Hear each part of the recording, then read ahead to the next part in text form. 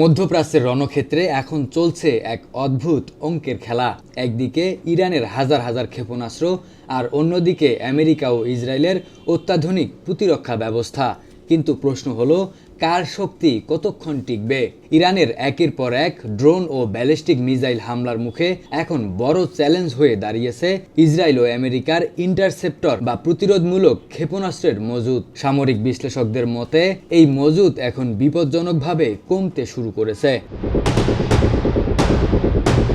প্রতিরক্ষার এই অঙ্কটি বেশ জটিল।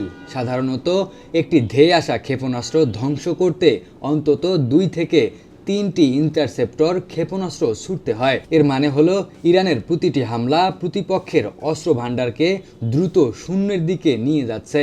আকাশ প্রতিরক্ষার মূল স্তম্ভ হলো থার্ড এবং প্যাট্রিয়ট সিস্টেম। এক হিসাব অনুযায়ী মাত্র 12 দিনের যুদ্ধে আমেরিকা প্রায় 150টি থার্ড ইন্টারসেপ্টর ব্যবহার করেছে।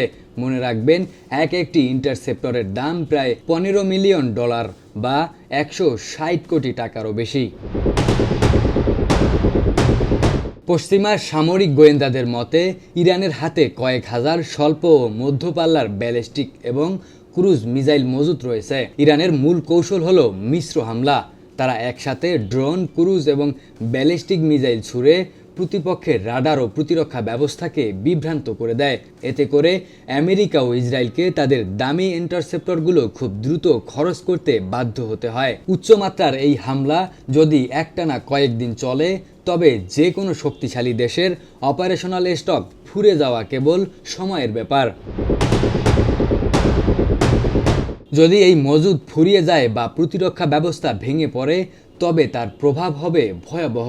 কৌশলগত গুরুত্বপূর্ণ তেল স্থাপনা এবং বড় বিমান ঘাঁটিগুলো সরাসরি হামলার মুখে পড়বে। এর ফলে পারস্য উপসাগরীয় অঞ্চলে মার্কিন নিরাপত্তা বলয় দুর্বল হয়ে পড়বে, যার সরাসরি প্রভাব পড়বে বিশ্ব তেল বাজারে। বিমা খরচ বৃদ্ধি এবং জাহাজ চলাচলে ঝুঁকির কারণে বিশ্ব অর্থনীতি এক বড় অস্থিরতার মুখে পড়ার সম্ভাবনা রয়েছে। এই লড়াই এখন আর কেবল শ্রেষ্ঠত্বের নয়, বরং টিকে থাকার লড়াই। এটি কেবল প্রযুক্তির যুদ্ধ নয়, বরং অস্ত্রের মজুদ ধরে রাখার বা সহনশীলতার যুদ্ধ। কে আগে ক্লান্ত হবে, ইরানের ক্ষেপণাস্ত্র ভাণ্ডার নাকি পশ্চিমা বিশ্বের প্রতিরক্ষা মজুদ? এই প্রশ্নের উত্তর নির্ধারণ করবে মধ্যপ্রাচ্যের আগামীর মানচিত্র।